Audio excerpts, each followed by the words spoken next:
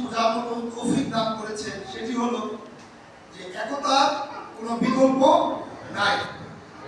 এই উপলব্ধি থেকে আজকে আমরা মধুবাগ কেন্দ্রীয় মসজিদে, যেই মসজিদে প্রতিদিন 5 ওয়াক্ত মসজিদের বিজ্ঞানখানা থেকে আল্লাহর পথে ডাকার জন্য মানুষকে আযান দেওয়া হয়, আল্লাহর হুকুম আহকাম পালন করার জন্য, এখানে আমরা আল্লাহকে পাওয়ার জন্য এখানে আমরা সিজদা দান করি, সেই পবিত্র জায়গায় আমরা এখানে বসার মতো যে তৌফিক দান করছে যে মহান রাব্বুল আলামিন, সেই মহান রাব্বুল আলামিনের কাছে আবারও শুকরিয়া জ্ঞাপন স্বরূপ আরেকবার আমরা আলহামদুলিল্লাহ বলি। আলহামদুলিল্লাহ।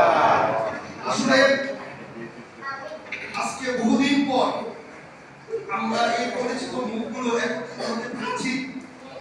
এখানে আমি যদি এক একজন করে নাম বলি, এই নাম বলতে মিনিমাম 5 মিনিট লাগবে।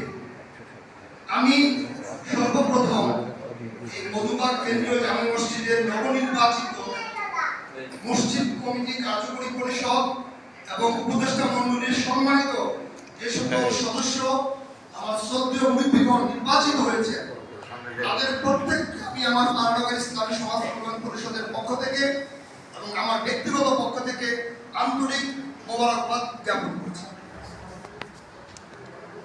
বক্তব্য, আমরা এখানে বাস করি, আপনাদের একটু বলি, মধুবাগ